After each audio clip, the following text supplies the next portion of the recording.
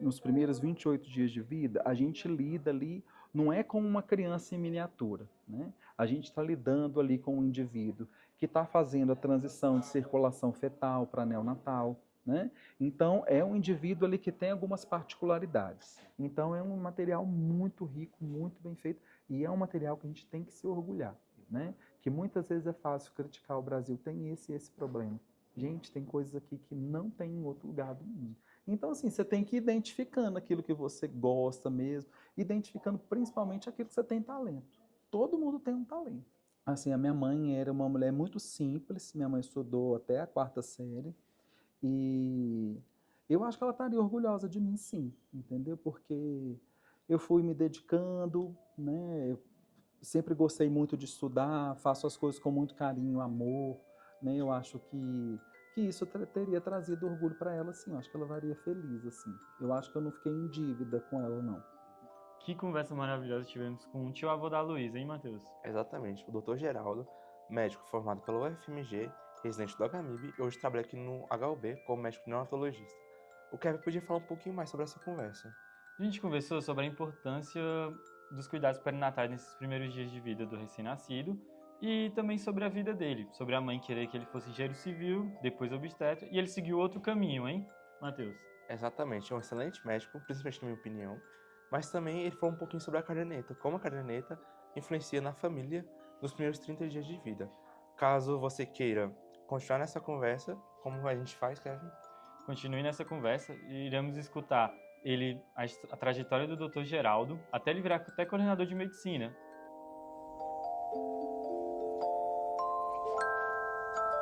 Olá, pessoal. Vamos dar mais uma vez início a um episódio do Caderneta da Criança Talks. Hoje a gente terá a presença ilustre do Dr. Geraldo, né? E para começar esse nosso episódio, eu gostaria de começar com uma frase de um livro que o senhor me recomendou há um tempo atrás, que também irá dar início à nossa primeira pergunta. Você precisa saber quem é você e por que existe, especialmente quando ninguém sabe quem você é. É uma frase do livro Um Defeito de Cor, de Ana Maria Gonçalves. Então, doutor Geraldo, lembro que o senhor me recomendou esse livro. E essa frase em particular me marcou muito, porque eu parei para ler ele, consultei outras pessoas que tinham lido ele para ter uma reflexão melhor dele e como ela ressoa com a sua trajetória na medicina, especialmente na neonatologia. Então, esse livro, para mim, é um marco na minha vida, sabe? Para a gente entender muito a nossa história, o ponto que a gente está hoje na história. Então, esse livro me ajudou muito, né? E eu acho muito importante nós entendermos o nosso papel enquanto cidadão, enquanto indivíduo, enquanto colega, enquanto ser humano. Isso vai fazer de nós uma projeção mais positiva na nossa formação profissional, né? Eu acho que enquanto você se compreende dentro de uma história que compreende outras variáveis, quando você se conhece bem, você entende o seu lugar de fala, você entende tudo aquilo que você merece, tudo aquilo que você tem direito, né? Então, isso tudo é importante na carreira profissional. Então, assim, esse livro, quando eu li ele recentemente, né? Então não posso dizer que ele influenciou nas minhas decisões de carreira, né? Mas eu achei que seria importante para vocês, por isso que eu indiquei, né? Ele traz uma história muito rica de uma mulher que enfrentou várias batalhas, né? Veio numa situação para o Brasil muito caótica, muito complexa, e ela sempre entendeu o lugar dela, ela sempre lutou por aquilo que ela merecia, até ela chegar numa condição muito positiva no final da história, mesmo com várias cicatrizes que ela levou, né? Então, isso tudo a gente passa pela nossa formação, principalmente aquela pessoa que não nasceu dentro de um berço de ouro, que não é herdeiro de uma família de médico, de uma família profissional, que não é herdeiro de hospital, aquela coisa toda. Então, a gente vai passar realmente por algumas situações mais difíceis, mas que isso faz da gente um profissional que a gente tem um olhar mais positivo para o sofrimento das pessoas, a gente consegue se identificar com elas também, né? Então, essa frase desse livro e todo o contexto dele me marcaram nesse sentido, né? De ter um olhar mais compassivo pelas pessoas, né? De entender porque o lugar de cada um na história, tanto que todo mundo é importante, né? Então, eu achei, como eu os considerei importantes, pessoas que tinham uma história significativa. Então, assim, eu acho que aquele livro te traz munição, te traz argumento para isso. E ele não só enquanto médico pediatra, né, que o livro tem uma parte que conta a vida de uma criança, né, uma criança que foi perdida e tudo mais, mas acho que enquanto ser humano, enquanto profissional, esse livro contribuiu muito para mim. Muito bom você trazer isso, porque eu lembro que quando a gente teve essa conversa, na nossa última aula até, do semestre passado, o senhor falou que era importante eu ler, no caso também, e meus amigos lerem, recomendou para todos, que para a gente saber nosso papel ali, saber como proceder diante do cenário que ia surgir na profissão, em tudo na vida, que o senhor falou que era importante eu ter esse conhecimento. Isso me marcou muito, porque eu tenho tentado me tornar essa pessoa com esse conhecimento. Talvez tenha falhado em alguns pontos, mas sempre tenho tentado incorporar isso no meu repertório, na minha formação como profissional, porque uma frase que eu tenho para mim é que quem só sabe medicina, nem medicina sabe. Eu acho que é importante, se eu sempre trouxe exemplos da vida do senhor, outros exemplos culturais, que a priori não podia conversar com a medicina, mas conversava com a medicina, entendeu? É.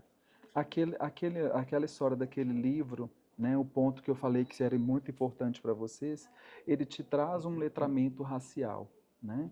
Então, no seu caso, por exemplo, era que era muito importante para você ter argumentos, para você ter repertório, mas no caso de todas as outras pessoas, serve também no lidar com o paciente, no lidar com os colegas de trabalho, né? Então, acho que esse livro traz muito disso, né? Ele não é um livro para uma pessoa que gostaria de ser pediatra, por exemplo, mas eu acho que é um livro que marca muito a história do Brasil, né? O livro é uma ficção, né? Mas ele retrata muito bem a história do Brasil e te traz esse repertório, né, argumentativo e para a gente sempre entender o nosso lugar. E doutor Geraldo, o senhor acabou de dizer que é importante se conhecer. Então, quem é o doutor Geraldo? Doutor Geraldo é o seguinte, mês que vem faço 44 anos, eu nasci lá em Ouro Preto, né? E como que eu posso dizer, me definir, né? Assim, tentar definir com poucas palavras, assim. Primeiro, eu sou uma pessoa muito feliz naquilo que eu faço, né? Então, as decisões que eu tomei na vida foram pautadas muito em valores que foram sedimentados desde quando eu era criança lá em Ouro Preto, né? Então, assim, eu não decidi ser médico por uma questão meramente financeira, né? Eu decidi ser médico porque eu tinha compaixão das pessoas também, né? E como muitos de vocês, a medicina me fez mudar muito de vida, né? Então, acho que isso vem muito em quem eu sou. Hoje eu me acho muito mais professor que médico, eu gosto muito mais de estar aqui dentro da universidade do que na própria assistência em si. Eu gosto muito de lidar com o ensino, então acho que isso faz um pouco parte de mim. Eu acho que eu sou professor desde criancinha, porque eu brincava com os meus sobrinhos mais novos. Nossa diferença de idade é pequena, muito de escolinha, né? Então eu acho que eu sou um pouco professor desde o nascimento, desde a minha tenra infância mesmo. E, para cada situação existe um doutor Geraldo, né? Então aqui vocês conhecem o professor Geraldo, mas tem o Geraldo marido, tem o Geraldo irmão, né? Tem o Geraldo tio, né? Então eu desempenho esses papéis ali. E assim, eu acho que a minha característica que eu tenho, assim, eu tenho muito bom humor, né? E aí uma das coisas que eu brinco o seguinte: se tiver o juízo final, vou chamar do juízo final, o meu argumento é o seguinte: eu não sou uma pessoa rancorosa, então eu não guardo coisa negativa comigo, né? E isso me faz ter paz para ir levando a vida, entendeu? Então essas são as minhas características assim principais, entendeu? Gosto muito de conversar, por isso que eu aceitei participar dessa história aqui com vocês, né? Eu acho essa conversa de uma pessoa que já viveu algumas coisas, para vocês que vão viver coisas parecidas, essa troca de experiência é muito importante, né? Eu acho que isso engrandece muito o ponto de vista profissional de vocês, né? Eu acho que de vocês 4 que estão aqui nesse projeto, eu acredito que ninguém da família de vocês tem a carreira médica assim consolidada, então às vezes a gente fica muito sem horizonte, então é muito importante a gente estreitar esses laços dentro da universidade mesmo, a gente poder conversar, para a gente poder trocar uma ideia, trocar experiências, né? E eu gosto muito de trocar experiência com quem é feliz naquilo que está fazendo. entendeu? Que se você pega uma pessoa que está ali cheio de rancor naquele momento que ele chegou profissional, eu acho que isso atrapalha muito o nosso desenvolvimento, enriquecimento, entendeu? Então, assim, eu sou uma pessoa bem satisfeita naquilo que eu faço, entendeu? Então, eu acho que essas são umas características principais minhas aí. E quando a neonato chegou na vida do senhor, como foi? Menino, eu não pensava em fazer neonatologia, era algo muito longe da minha realidade, porque quando eu estava na faculdade, eu rapidamente percebi que eu não tinha talento cirúrgico, entendeu? Então, assim, a área cirúrgica para mim não ia dar, não tinha talento. E durante a faculdade eu fui gostando bastante de pediatria, então foi relativamente fácil escolher a pediatria. Né? Aí assim, escolhi o pediatria porque gosta de criança? Não necessariamente. Não que eu desgoste, né? Eu gosto da criança, sim. Mas o paciente pediátrico, ele te dá outras respostas, né? A resposta do paciente pediátrico, ela é mais transparente, ela é mais genuína e ela muitas vezes é mais efetiva, né? Então isso para mim a dinâmica da pediatria foi muito legal nesse sentido. Então eu fui me identificando com isso logo na graduação, né? E a minha intenção era fazer, como eu fiz muito projeto de extensão e iniciação científica em pneumologia pediátrica, a minha intenção era fazer pediatria e depois eu iria fazer pneumopediatria. Só que aí na residência já foram outras experiências, né? Na residência eu comecei a gostar de emergência, coisa que eu imaginava que era algo fora da minha rotina, né? Era fora dos meus sonhos, né? E aí quando eu estava na residência de pediatria, eu comecei a me questionar muito porque eu já não gostava muito mais de ambulatório, né? Eu gostava das coisas um pouco mais dinâmicas. Por um momento eu até questionei se eu ia continuar a residência de pediatria. Mas eu vi que era aquilo ali que eu tinha, que era a minha vocação, que eu entendia como minha vocação. E nos estágios dentro da residência de pediatria, eu gostei muito do estágio de neonatologia, pela dinâmica dele, né? Então, assim, a gente está ali, é um ritmo que é um pouco mais acelerado, a gente lida tanto com o paciente na emergência, mas também a gente liga no paciente que está ali aprendendo a mamar, que está ali naqueles cuidados iniciais. Eu acho bem interessante lidar com a família ali, dentro da neonatologia a gente lida muito com a mãe, com o pai, né, os cuidadores em si, a criança. Então surgiu assim, não foi algo que eu planejava, né? Então é algo que eu falo muito assim, às vezes a gente conversa com os estudantes e o pessoal às vezes já está muito numa caixinha, eu vou fazer isso, né? Eu acreditava que eu ia fazer pneumopediatria. E aí quando cheguei na residência, virou outra história, né? Eu gostei muito da NEL ali dentro, por isso que eu falo muito com os estudantes, se permita experimentar, né? Então, que aí você vai se identificando, vendo aquilo que você realmente tem talento, habilidade, né? Trabalhar na medicina já não é fácil, né? A gente lida com situações difíceis, a gente lida com perdas, a gente lida com sentimentos muito fortes dos indivíduos que a gente está ali como profissional de saúde. Então, se você procura fazer aquilo que você realmente se sente habilidoso, aquilo que você gosta de estudar, eu acho que facilita um pouco, né? E doutor, o senhor falou sobre relação com a família, né? Na Hum. neonato. Na opinião do senhor, quais são os primeiros sinais que os familiares podem observar na criança, assim, nas primeiras 24 horas? Que é uma mudança tanto para a família, já que vai ter um bebê, e do Uhum. próprio bebê, que era intrauterino, agora vai ser extrauterino. Sim. Isso é um ponto interessante ali para a família poder identificar situações, principalmente de risco, né? A primeira situação é o seguinte: a família nunca está planejando um paciente que demande algo diferente do normal, né? Ninguém está ali, nenhuma mulher está ali grávida esperando ter um bebê que tenha problemas, né? Então, a primeira coisa que o pai e a mãe precisam fazer é desconectar do bebê imaginário e conectar com o bebê real que está ali na frente deles. Né? Então, se é um bebê que está em cuidado hospitalar, a postura é outra. Né? Ele vai ter que primeiro fazer uma conexão com a equipe para ele até entender como que aquele bebê está reagindo e tudo mais. Agora, se eu estou lidando com um paciente que nasceu de baixo risco, que está tudo bem, né? O que eu vou preocupar com esse bebê dentro de uma maternidade? Eu tenho que preocupar se ele está fazendo o que se espera de um bebê. O que se espera de um bebê? Esse bebê chora? Chora, é esperado que ele chore. Já está urinando, já está evacuando, né? Esse bebê tem prontidão para sugar, já está querendo sugar o peito. Ele fica numa posição que a gente se espera que o recém-nascido tenha, né?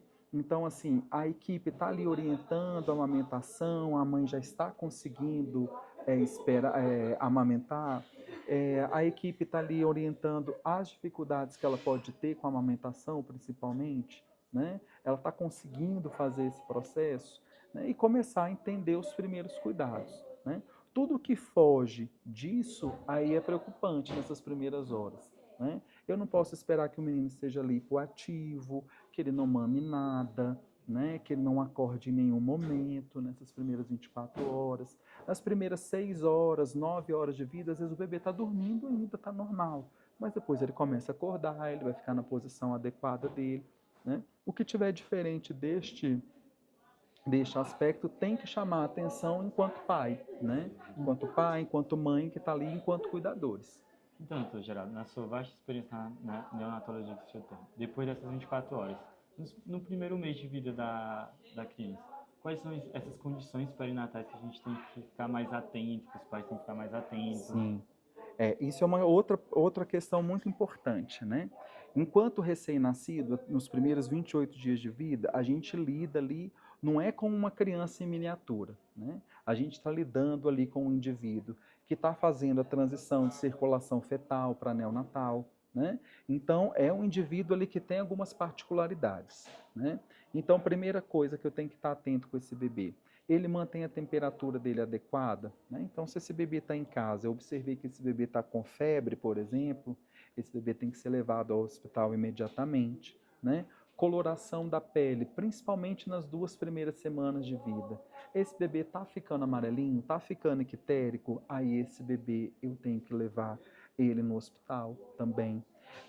Outra questão, ganho de peso, né? Esse bebê está sendo pesado, está sendo avaliado, ele tá com ganho de peso esperado para aquele período, isso também é importante, né? Levar esses bebês na consulta pediátrica, né? Idealmente na primeira semana de vida, entendeu? Isso é um ponto extremamente importante. Outro ponto que a gente tem que estar atento com a hidratação desse bebê. Esse bebê sabe mamar, né? Tá mamando direitinho? A mãe tem boa produção de leite? Ele está urinando bem? Então, esses critérios todos, a família tem que sair da maternidade para casa com essas orientações, principalmente nesses 30 dias de vida, né? Esse primeiro mês de vida é muito importante nestes aspectos, entendeu? Então, são fatores de risco que a gente tem que estar com esse bebê. E estar atento com esse bebê. Outro ponto, esse bebê tem uma postura esperada para aquele bebê? Ele tem o tônus esperado daquele bebê ou ele é um bebê que está ficando molinho? Entendeu? Então, nesse sentido, a gente tem que ficar atento também. São pontos cruciais para a gente poder ver no recém-nascido nos primeiros 30 dias de vida. E como o senhor vê a importância da triagem neonatal para essas crianças de até 28 dias? E como o senhor vê também a evolução ao longo da carreira do senhor da triagem neonatal? A triagem neonatal é muito importante, né? Primeiro que a gente vai identificar situações de risco, né? Que possam trazer malefícios para a criança, né? Então, assim, uma triagem neonatal que foi instituída há pouco mais de uma década é o teste do coraçãozinho, né? Que a gente vai fazer uma avaliação para tentar triar os pacientes que tenham cardiopatia congênita grave, né? Então é um teste que foi instituído no Brasil há mais ou menos uma década, né? Pouco mais de uma década, e isso fez bastante diferença também nos desfechos desses recém-nascidos com cardiopatia congênita. Né? O que acontecia no passado? A gente dava o diagnóstico, às vezes, de cardiopatia congênita complexa dentro do pronto-socorro. Né? Esse paciente tinha alta, não passava por essa triagem neonatal e recebia esse diagnóstico posteriormente numa condição muito mais grave ou muitas vezes acontecendo um óbito que a gente nem conseguia diagnosticar a causa. Né? Outro ponto importante da triagem neonatal é o teste do olhinho, que é o teste do reflexo vermelho, né? Que a gente consegue determinar presença de algumas situações oculares que podem ser submetidas a intervenções nos primeiros dias de vida, como retinoblastoma, glaucoma congênito. Então, assim, essa triagem também foi bastante interessante neste sentido, né? Então, tem o teste também da orelhinha, que é o teste de triagem auditiva, né? Que os pacientes também passam por uma avaliação auditiva e, nesse sentido, também podem ser submetidos a intervenções precoces do ponto de vista auditivo, né? Agora, falando do teste do pezinho, o teste do pezinho do Brasil é um dos melhores do mundo, né? Questão de triagem neonatal, principalmente de algumas doenças metabólicas, né? Tem doenças metabólicas, doenças infecciosas. Então, isso é muito interessante, né? E no Brasil veio crescendo ao longo do tempo, né? Hoje tem inúmeras doenças que o pessoal faz triagem. O teste de triagem neonatal aqui do Distrito Federal, ele é um dos mais amplos do Brasil, né? Hoje ele tria, se não me falha a memória, em torno de 50 a 70 doenças, entendeu? Porque foi ampliado recentemente, né? Então, até doenças de desde defeitos genéticos, enzimáticos, que possam estar associados principalmente com doenças metabólicas, né? Até triagens imunológicas importantes para esses bebês, né? Então, todo um grande diferencial. E aqui em Brasília, por exemplo, funciona da seguinte maneira, né? Você faz a triagem, você colhe o teste do pezinho na internação durante a maternidade, né? E qualquer alteração nesse teste do pezinho, essa família recebe uma busca ativa do sistema de saúde, né? Então é uma coisa que a gente tem que se orgulhar muito do sistema de saúde, né? Que funciona bem o teste do pezinho, né? E essas crianças são acompanhadas aqui, algumas delas em ambulatórios de doenças raras, por exemplo, no Hospital da Criança, né? Então, isso é muito interessante e é uma evolução toda do sistema de saúde brasileiro. E, doutor Geraldo, no DF é um exemplo, o teste do pezinho, né, como o senhor citou, que é o que mais abrange doenças aqui no Brasil, mas o que ainda está faltando para se tornar, tipo, nacional toda essa triagem. Nos outros estados tem o teste do pezinho, com um número reduzido de doenças. Tem algum projeto em andamento para ser uma padronização do maior número de doenças, como tem no DF? Sim, a questão é a seguinte, o que já existe no Brasil já é um teste de triagem muito bom, né? Então, assim, o que impede, às vezes, algumas doenças a mais que a gente faz a triagem aqui no Distrito Federal é o custo ainda a larga, numa escala maior, né? Que seria do Brasil como um todo, entendeu? Mas é um caminho que a gente está, né? Aqui em Brasília já tem o teste ampliado, tem outros estados, não vou saber de citar quais aqui, que também já consegue ter esse teste ampliado. Eu acho que é uma tendência isso ir aumentando no Brasil, né? Mas aqui, como fez parceria com alguns laboratórios, como conseguiu desenvolver o Hospital da Criança de uma maneira muito sólida, né? Então aí o pessoal conseguiu ampliar um pouco mais, né? Mas o que já se faz no SUS já tem uma resposta excelente, né, nacional, entendeu? Então, isso é um detalhe que o senhor citou muito importante, que quando a gente teve essa aula, até com o senhor, e nas práticas a gente teve no neonato, o senhor sempre relatou sobre o sistema DF ser muito bem eficaz, mas também a gente sempre ficará atento de onde a criança fez o teste do pezinho quando for atender ela. Sim. Porque possa ser que alguma doença que tenha no DF não esteja coberta no estado que ele fez, por exemplo, Piauí, outro estado, e é sempre bom ficar atento a esse detalhe, né? Que às vezes pode passar despercebido, e é sempre bom a gente notar. E quando a gente sai do ambiente hospitalar, que é totalmente controlado ali nas 48 horas de vida, quando olhamos para o ambiente doméstico, e principalmente em situação de vulnerabilidade, como ele pode impactar no desenvolvimento da criança nesses primeiros dias, no ambiente doméstico, já que a gente sai dessa esfera hospitalar bem controlada? Assim, o ambiente doméstico, coisas que são importantes para a gente estar atento ali com aquela criança, né? A criança tem que estar num lugar seguro, né? Então você tem que fazer ali prevenção de quedas, né? Apesar de que uma criança de um mês de vida, até um mês de vida, você não tem a expectativa dela rolar, né? Mas você tem que colocá-la num lugar seguro, que ela não escorregue, num lugar limpo, né? Porque o que é uma questão muito importante nesses primeiros dias de vida é a vulnerabilidade a infecções, né? Então a criança tem que estar num lugar que tenha ventilação. As pessoas doentes, principalmente doentes, as pessoas doentes do ponto de vista respiratório, não devem visitar essa criança, né?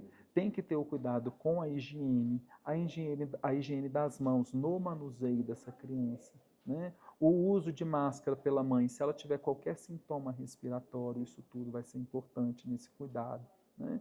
Então, assim, a higiene no cuidado do coto umbilical, lavar esse coto umbilical com água e sabão, orientar bem essa mãe nesses cuidados do bebê, né?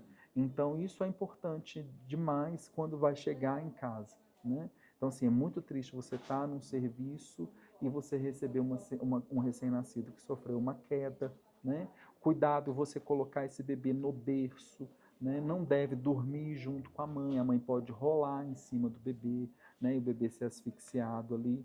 Então, essas questões de segurança, de higiene, de prevenção de infecções, eu acho que é o mais importante já dentro da casa. E continuando dentro da casa, como os pais podem utilizar a caderneta da criança para observar alguns sinais de alerta e acompanhar o desenvolvimento? Então, assim, dentro da caderneta da criança tem inúmeras orientações. Quando sempre chega essa demanda de pergunta para mim, eu tenho um exemplo profissional que assim foi muito marcante para mim, né? A caderneta da criança, ela conta a história da criança no crescimento e no desenvolvimento dela, né? A caderneta ela é muito rica, muito rica. Também é um outro benefício do SUS, é uma outra alegria, um outro orgulho que a gente tem que ter, é uma caderneta como essa, né? Então é sempre importante você orientar os pais a lerem essa caderneta, a estudarem essa caderneta. Eles vão compreender muito melhor o desenvolvimento e o crescimento daquela criança e até identificar situações de risco e até já chegar numa consulta pediátrica, numa consulta com médico de família, ou então mesmo como uma enfermeira, já com uma demanda. Falei assim, olha, eu estava vendo isso aqui, identifiquei situações aqui. Agora, a experiência que eu tive, certa vez quando eu trabalhava em Santa Maria, a gente deu alta para um bebê da UTI neonatal, né? E a gente tinha que colocar esse bebê numa estimulação precoce por conta da prematuridade e tudo mais, né? E aí, assim, no lugar que aquela família morava, não tinha essa oferta, né, de terapeuta ocupacional, fisioterapeuta e tudo mais. Mas a mãe, ela conseguiu entender a importância disso, né? Um ano depois, né, a gente tinha reuniões periódicas lá na UTI neonatal de Santa Maria. Um ano depois, essa mãe retornou com a criança lá, né? E a criança tinha crescido e desenvolvido dentro do esperado, né? E aí eu perguntei para ela assim, onde que a senhora conseguiu a estimulação precoce para eu passar para as outras mães? Ela falou assim, até hoje eu estou tentando, mas eu não consegui. Mas sabe o que eu fiz? Eu fui estudando a caderneta da criança.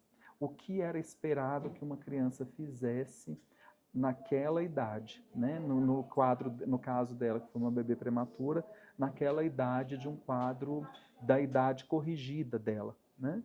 E aí ela ia procurando vídeos e textos na internet para estimular a criança a fazer aquele trabalho, né?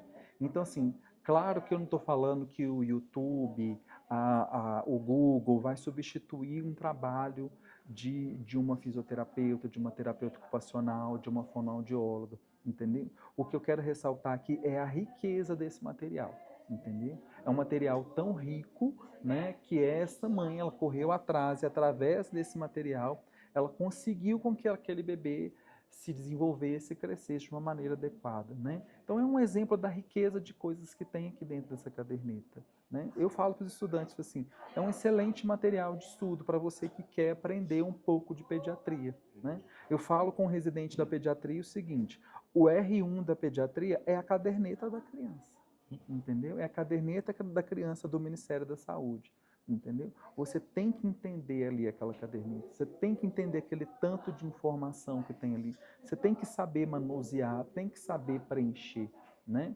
Então, assim, em lugares cujo sistema de saúde é muito desenvolvido, né? Então, assim, existe uma fiscalização do preenchimento da caderneta, né? Tem que estar preenchido adequadamente, senão o profissional responde por que ele não preencheu, né? Do tanto que isso aqui. Imagine, né, você hoje, adulto, se você tivesse uma caderneta dessa. Isso aqui é um registro histórico importantíssimo da sua vida. Um documento também para a família. Um documento para a família, né? Então, assim, ela eu acho que assim, a gente sempre tem que incentivar a família e os profissionais de saúde a usarem isso de uma maneira positiva, entendeu? A sentar e ler. Muitas vezes os estudantes perguntam se é um material para estudar pediatria. A gente começa estudando a caderneta da criança. Aqui já te traz inúmeras informações, né? Já te traz muito conhecimento. E nela tem muita referência, entendeu? Então é um material muito rico, muito bem feito, e é um material que a gente tem que se orgulhar, né? Que muitas vezes é fácil criticar o Brasil, tem esse problema.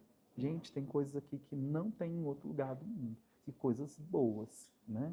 Então, assim, você pega a caderneta de saúde de outros países, não tem tanta informação igual tem aqui, né?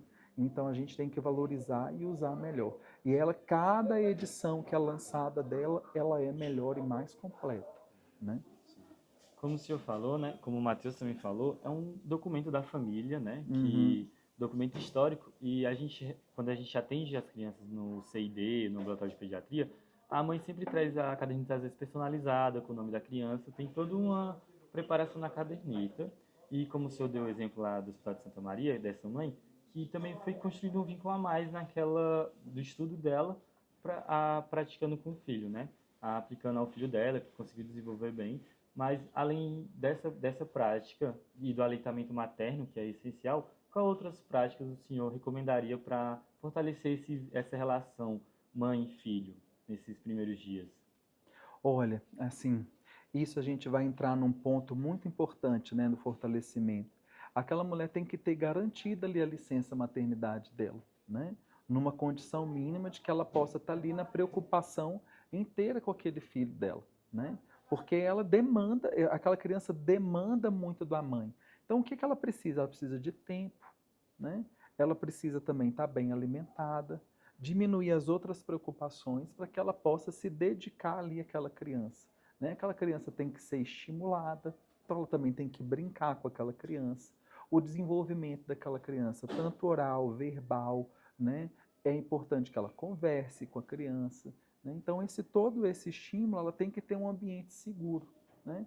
Então, outro ponto que é importante, assim, pensando em política pública de saúde, é a gente sempre lutar para garantir para essa mulher o conforto da licença maternidade. Isso aí vai implicar em indivíduos melhores cuidados, mais desenvolvidos, né?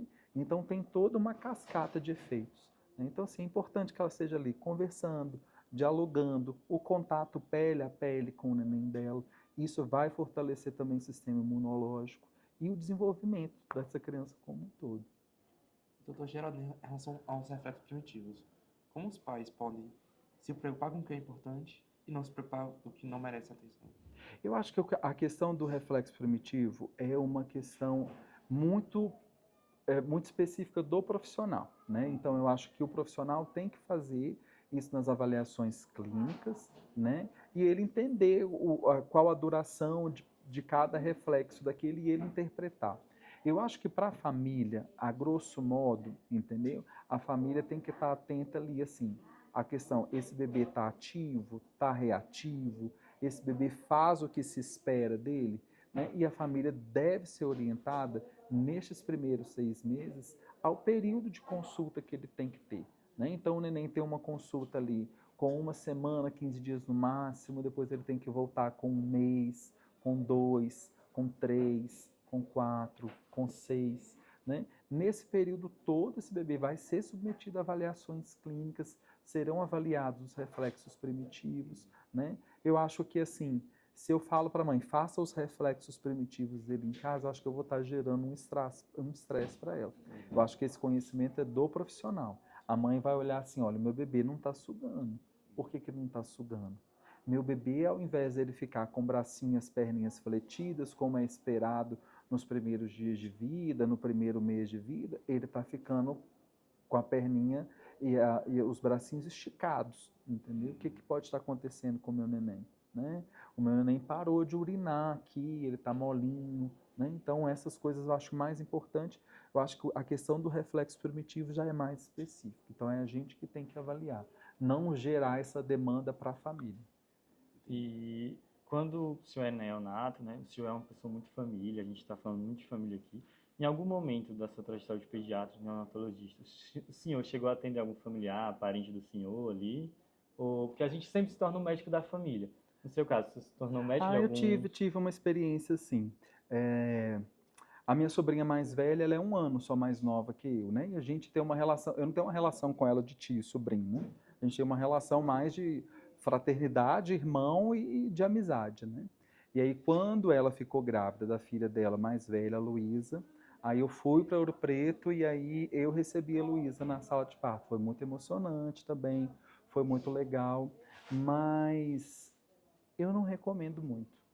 Eu não recomendo muito porque, assim, envolve muito ali quando você está cuidando, principalmente numa situação que pode virar uma emergência, envolve muita emoção e tudo mais. Então, assim, eu fui, tinha uma retaguarda de outro profissional ali, caso precisasse de algum procedimento e tudo mais, entendeu? Agora, isso já é mais particular meu, né?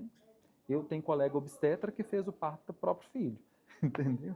Mas eu não tenho essa habilidade, eu acho que eu também não recomendo, né? Porque a gente precisa tá um pouco desconectado, às vezes, da emoção, do vínculo emocional com aquela situação, para, às vezes, você tomar decisões difíceis. Não, mas quando Luísa nasceu foi tudo muito tranquilo, foi bom ter participado ali, né? Mas eu acho que é importante, assim, você sempre ter uma retaguarda, porque você não é médico 100% do tempo, né? Você, naquele momento ali, eu era tio-avô, né? Então, o tio-avô podia até dar uma caducadinha ali, né? Né? E o senhor que preencheu a caderneta da Luísa no primeiro momento? Sim, sim, eu que preenchi. É de fato um documento de família, né? Aham. Que nutriu o desenvolvimento dela, deve ter ela até hoje. Sim, sim, tem. E, assim, o senhor participou durante a pandemia de Covid-19 de vários programas de rádio popularizando a ciência, porque é sempre importante combater combater desinformações e levar informações ao público, seja pela caderneta, informando que encontramos muita informação lá, como exemplo de Santa Maria, como exemplo que todos podem encontrar na caderneta. E o senhor, como foi esse diálogo com a população? O senhor acha que esses programas, tipo o nosso podcast Caderneta da Criança Talks, eles ajudam a aumentar o nosso papel social em levar informação, educação e saúde à população, muitas vezes leiga naquilo? Com certeza, a gente tem que estar mais próximo das pessoas. A gente tem que procurar conversar com essas pessoas de uma forma que elas compreendam, né? Cabe muito a nós, profissional de saúde, fazer uma tradução para a população leiga, né? De uma forma que ela compreenda. Eu acho que o paciente, a população, os cuidadores em si, quando eles recebem a informação adequada, quando eles compreendem, a adesão é muito melhor, os resultados serão muito melhores, né?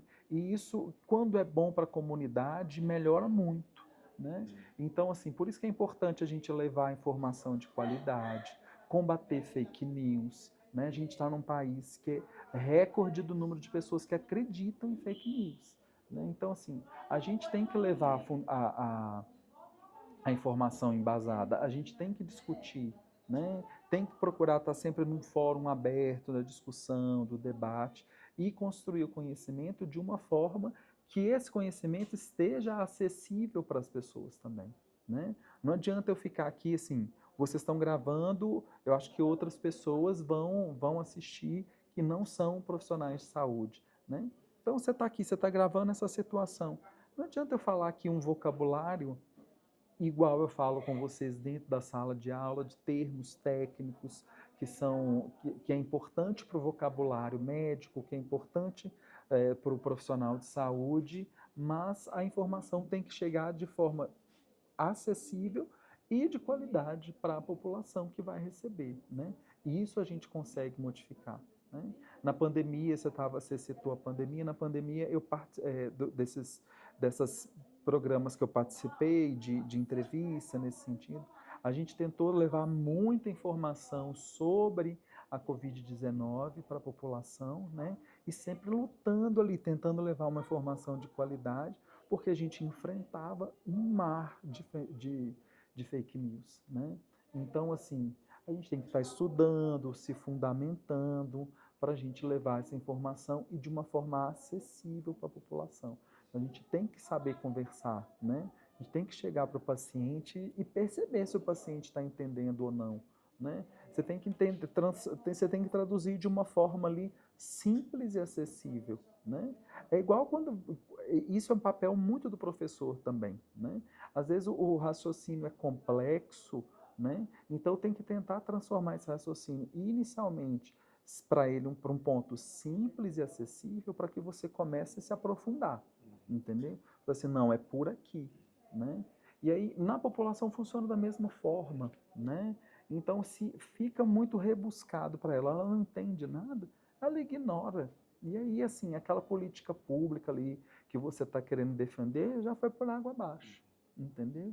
Então assim, e uma coisa que eu gosto da caderneta da criança, assim, a linguagem, ela é acessível, né?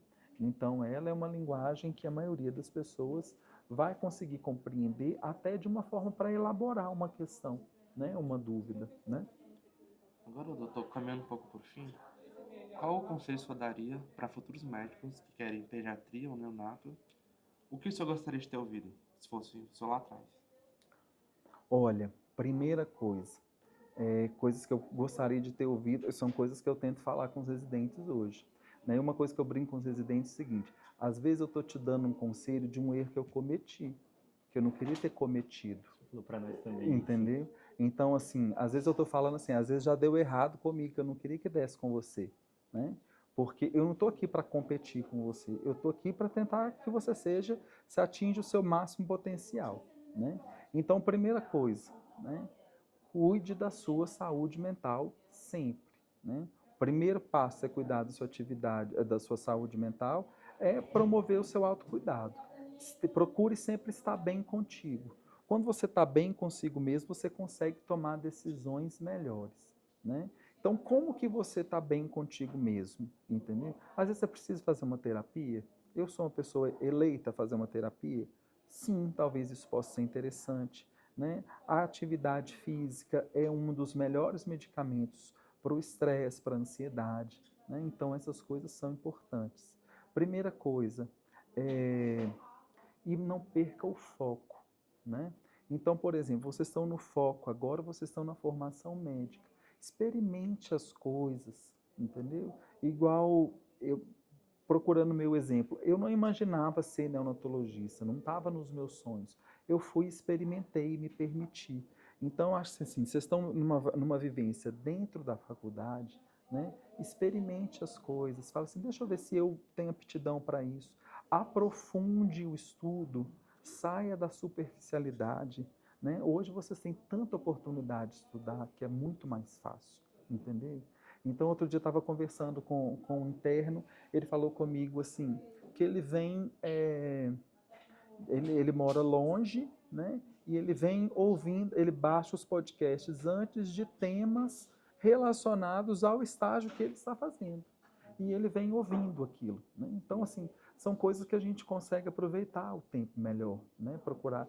Então, assim, sair da superficialidade do conhecimento, aprofundar, trocar experiências, conversar com as pessoas, né? E assim, o seguinte, tudo tem a sua hora, né? Então, qual que é a sua hora aqui agora? Vocês são alunos do 8º semestre. O que eu espero que um aluno do 8º semestre faça, né? Então, o que eu espero de um residente? Por exemplo, um residente de pediatria, ele já trabalha 60 horas por semana, né? Você acha que tem espaço para outras coisas? Entendeu? Você acha que você tem espaço para estar trabalhando ainda mais, né? Esse ganho que você vai ter agora, você acha que isso não pode esse ganho financeiro que você vai ter agora, você acha que não pode te prejudicar lá na frente, porque você não gastou essa energia toda na sua formação? Entendeu? Então, esses são pontos que eu acho cruciais, entendeu? Sai da superficialidade, aprofunde, aproveite o tempo, cuide da sua saúde mental, faça seu autocuidado, respeite os seus limites, entendeu? Diminua a ansiedade de ganhar dinheiro, entendeu? Porque você só vai conseguir ganhar dinheiro de qualidade, com vida de qualidade, se você for um profissional bom, entendeu? Hoje, antigamente, o médico dos anos 80, ele podia se dar o luxo de nem estudar, entendeu? Depois que ele formou. Eu conheço médicos que se formaram nos anos 80 que nunca mais abriram um livro, entendeu? Mas naquela época, o mercado de trabalho era muito favorável a isso. Quase não existia. Então, qualquer coisa estava prestando. Hoje não é assim. Hoje você tem que sair de um lugar que você está e não se permitir a ser qualquer coisa, né? Muitas coisas, muito que eu falo pro estudante aqui, você, às vezes você chega dentro da universidade, do curso de medicina, você já quebrou várias barreiras, entendeu? Você saiu da periferia, não estou falando da periferia, lugar propriamente dito, morar na periferia. Você estava numa situação ali que você só estava orbitando, aí você veio para o ponto central, entendeu? Então daqui para frente, é para frente, entendeu? Você não pode ver assim, agora tá, você formou médico, entendeu? Mas você vai ficar num lugar secundário. Você fica nesse lugar secundário só se você quiser e se você escolheu assim, entendeu? Eu acho que você não pode se permitir nesse sentido, né? Então eu acho que assim, saia da superficialidade, se aprofunde, cuide da sua saúde mental, né? Respeite os seus limites e invista na sua formação. Eu acho que essas são as dicas mais importantes, assim. E doutor Geraldo, assim, o senhor saiu de Ouro Preto, fez residência aqui em Brasília, escolheu neonato, pediatria. O senhor se sente realizado com essas escolhas? Plenamente, plenamente, né? E eu sou bem feliz aqui nessa cidade, né? Eu acho que isso é importante também, né? A gente tem que entender o perfil da gente. Ó, eu sou uma pessoa que gosta de morar numa cidade maior ou eu gosto de morar no interior, né? Então isso tudo faz diferença para a gente, né? Então às vezes você está num processo que você está num processo de formação ainda, né? Talvez não dê para você viver no interior, né? Você precisa viver um tempo numa cidade maior até você concluir, né? Mas você tem que ir fazendo um planejamento da sua carreira a médio, a curto, médio e longo prazo, né? A curto prazo para vocês agora, estou investindo na minha formação, né? E não é só a habilidade de sentar no livro.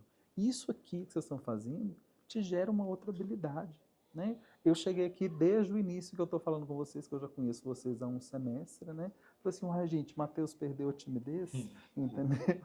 Então, assim, esse todo é um processo, isso tudo você está desenvolvendo, né? Porque senão você começa a acreditar, eu estou fazendo isso aqui, eu podia estar lendo essa caderneta, entendeu? Não, você tem que desenvolver habilidades atitudinais também, né? E isso a gente vai se desafiando, entendeu? Todo dia, entendeu? A gente tem que ter a inquietação, né, de que a gente está sempre evoluindo, né? Claro que isso não tem que ser um rolo compressor na nossa vida, né? A gente tem que ir respeitando o limite, o nosso ritmo, né? Mas a gente sempre tem que estar correndo atrás de melhorar, né? Então, assim, eu sou plenamente feliz nessa cidade, gosto de morar aqui, mas eu entendo quem não gosta também. Quem não gosta, mude, vá atrás do seu caminho, entendeu? Ah, eu estou passando aqui um período, que é o período que eu vou fazer residência, depois eu quero voltar para o interior. Tá tudo bem. Eu quero ir para uma cidade maior, eu quero ir para o exterior. Também tá tudo bem, entendeu? Acho que você tem que procurar um lugar que te traga paz, entendeu? É nesse sentido.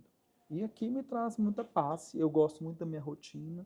Eu tenho gente que vira para mim e fala assim, esse tanto de hora que você trabalha aí, você podia estar ganhando mais dinheiro fazendo outras coisas. Eu falo assim, mas eu não tenho essa habilidade e eu não tenho essa vontade. Entendeu? Isso faz muito. O que eu vivo hoje, para mim, tá bom. Ah, se você tivesse um perfil no Instagram, eu falei assim, eu não tenho essa vontade, né? Eu não tenho essa vontade de ter minha vida exposta ali, minha rotina exposta daquela forma. Ah, Geraldo, por que você não abre um consultório? Eu falei assim, tem médico que gosta de trabalhar em consultório.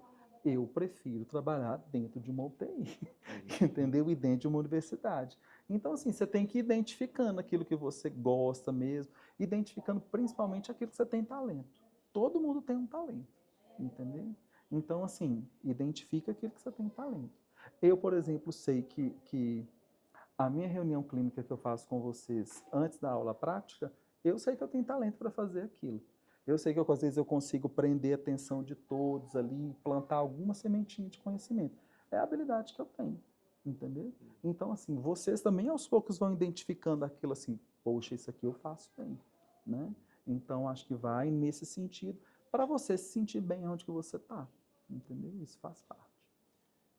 E o que você acha que hoje a mãe do senhor diria para o senhor? Que o senhor seguiu o caminho que ela queria no sentido profissional? Porque eu vejo o senhor como uma pessoa muito ética, assim, muito justa. Você acha que hoje ela diria que o senhor seguiu o caminho que ela ensinou para o senhor? Olha, eu acho... Isso é difícil, né? Porque, assim, dizer... A nossa diferença de idade era muito grande, né? Eu fui filho caçula, então a gente tinha muita diferença, uma diferença geracional muito grande, né? Minha mãe me teve, ela tinha 43 anos de idade, né? Inclusive, meu nome é Geraldo por conta disso, já contei para vocês. E aí, eu acho que minha mãe, se minha mãe fosse, primeiro que minha mãe não queria que eu fosse médico, ia começar assim, né? Minha mãe queria que eu fosse engenheiro para eu não sair da barra da saia dela lá em Ouro Preto. Aí lá em Ouro Preto tem uma escola de engenharia muito forte, né? Então na hora que eu falei que eu queria ser médico, ela já assim, já não curtiu, entendeu? E aí, e eu acho que eu acabei, de certa forma, caindo numa coisa que ela, depois que ela aceitou que eu queria fazer medicina mesmo, ela queria muito que eu fosse obstetra, porque o compadre da minha mãe tinha um compadre que era obstetra, que era o médico dela, que ela gostava muito. Hoje eu trabalho com os obstetras, né? Então, se fosse nesse sentido, profissional puramente, acho que ela estaria contemplada, né? E do ponto de vista, assim, a minha mãe era uma mulher muito simples, minha mãe estudou até a 4ª série, e eu acho que ela estaria orgulhosa de mim, sim, entendeu? Porque eu fui me dedicando, né? Eu sempre gostei muito de estudar, faço as coisas com muito carinho, amor, né? Eu acho que isso teria trazido orgulho para ela, sim. Eu acho que ela estaria feliz, assim. Eu acho que eu não fiquei em dívida com ela, não, entendeu? Então, acho nesse sentido. Então, eu acho que sim, acho que ela estaria orgulhosa, sim. Doutor Geraldo, uma vez eu escutei que existe uma teoria chamada teoria dos papéis, que é usada no teatro. Todos nós temos vários papéis. O senhor tem seu papel de filho, de tio-avô também, da Luísa, de doutor, médico, neonatologista, mas talvez pra gente e para todos que talvez escutaram esse podcast, o seu papel principal é de professor. Existem pessoas que se dizem professores por dar aula. Existem aqueles que têm a dom da docência. Para nós, pelo menos para mim, e acredito que para o Matheus também, por isso que a gente se voluntariou a fazer essa entrevista, o senhor tem um dom da docência, que o senhor nos ajuda a chegar no caminho sem entregar esse caminho, faz a gente pensar com os seus conhecimentos, mas também pensar fora dos nossos conhecimentos, se aprofundar em tudo. E a gente agradece o senhor. E para a última mensagem, qual a importância desses primeiros dias de vida? Assim, é uma mensagem para todos, para finalizar aqui. E gostaria que você deixasse uma mensagem final, assim, qual a importância desses primeiros dias? Nos primeiros dias de vida da criança, eu acho que, assim, é uma coisa que a gente tem que estar muito atento nos primeiros dias de vida, né? Principalmente tudo que a gente conversou sobre cuidado, sobre segurança, sobre as principais acometimentos que podem acontecer nesses primeiros dias de vida. Primeiro que quando você vai estudar a mortalidade infantil hoje, ela é maior no período neonatal, né? Então a gente tem que investir estudo, conhecimento, orientação muito para esse período, né? Até para que a gente possa reverter um pouco essa situação e estar mais, que essa taxa seja cada vez mais baixa, né? Então, eu acho que o foco no estudo das intervenções de reanimação neonatal, elas são extremamente importantes, e principalmente nas orientações aos pais nos cuidados, né? Eu acho que isso faria uma diferença para o sistema de saúde e para a sociedade. E para a gente finalizar nosso episódio de hoje, gostaríamos que vocês consultassem a caderneta da criança e para mais informações, discasse 136, que é o Disque Saúde. Você pode encontrar mais informações no nosso site, como também na caderneta. Muito obrigado. Eu queria finalizar agradecendo ao Dr. Geraldo pela disponibilidade de estar aqui. Acho que trouxe uma lembrancinha pro doutor. Gente, vocês Sim, são espero. muito chiques, gente. Espero que ele goste. Olha só, gente, adorei. Vocês são maravilhosos. Muito obrigado.